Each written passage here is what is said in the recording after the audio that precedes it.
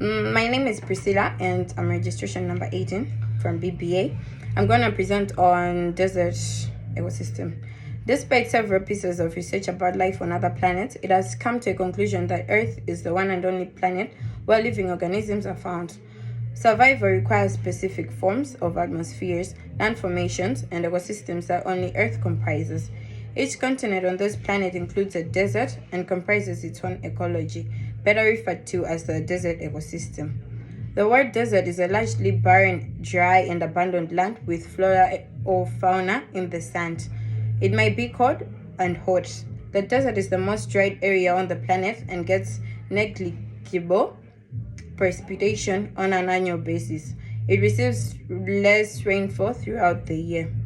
So the desert ecosystem is the planet's driest ecosystem, and thus it has less diversity of life and little vegetation. Being a part of the terrestrial ecosystem, it houses animals and plants that can live in harsh weather conditions. The desert ecosystem is devoid of any precipitation and rainfall. So the desert ecosystem is a community of non-living and living organisms and living and interacting with each other in an abundant environment. It's the interaction between abiotic and bionic components of this environment. I'm going to talk about the characteristics of desert ecosystems. The first one is less rainfall or precipitation. Less precipitation is a significant desert feature and the reason behind its dryness. Desert receives seasonal rainfall that occurs for a small duration. Aridity. Aridity implies the deficiency of dry moisture. As it experiences less rainfall, it results in aridity. The third one being wind velocity. Wind velocity is high in this ecosystem. That's why deserts experience dust storms or sandstorms of higher intensity, forming sand dunes. The other one is extreme temperature. This type of ecosystem experiences extreme hot or cold temperatures during night and day. The days happen to be hot while the nights are extremely cold. The other characteristic is humidity.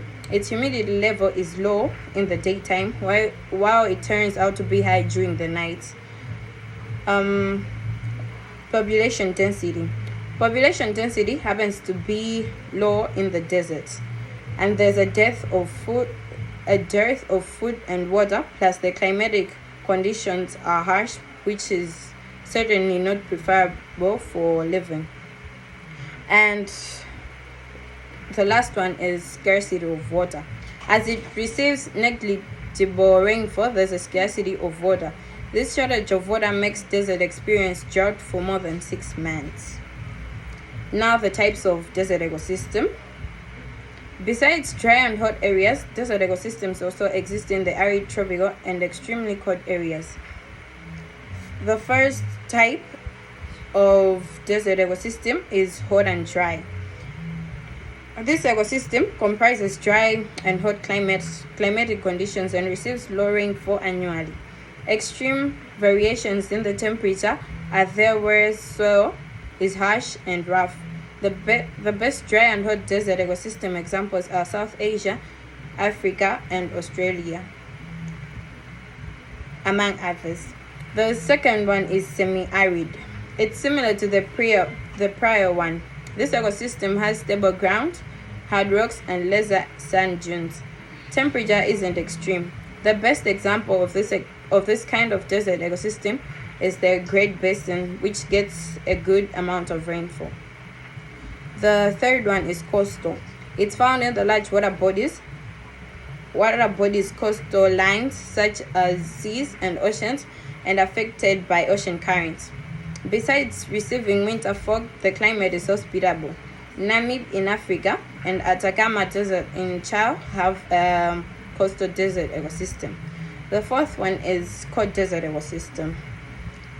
It comprises abundant rainfall during winters and less during summers. It has chilling winters and snowfall shorter summers, and a moderately moist and hot climate.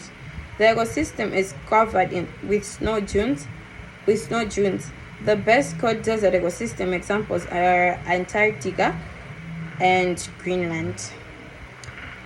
And then I'm going to talk about the functions of desert ecosystem.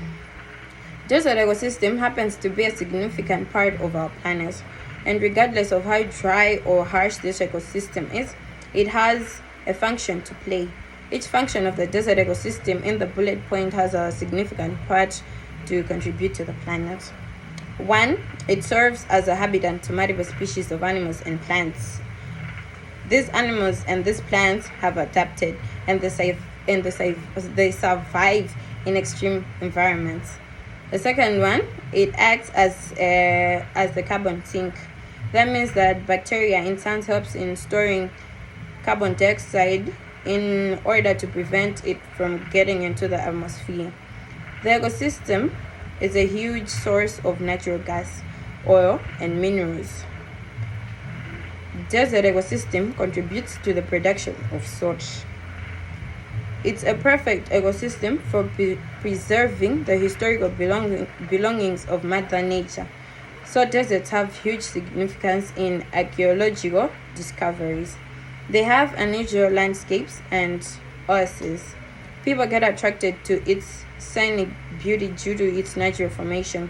Thus, deserts have become a tourist favorite location. Desert sands act as the carbon sink. Scientists found the bacteria that are living in Africa's Kalahari Desert help store the carbon dioxide from the air.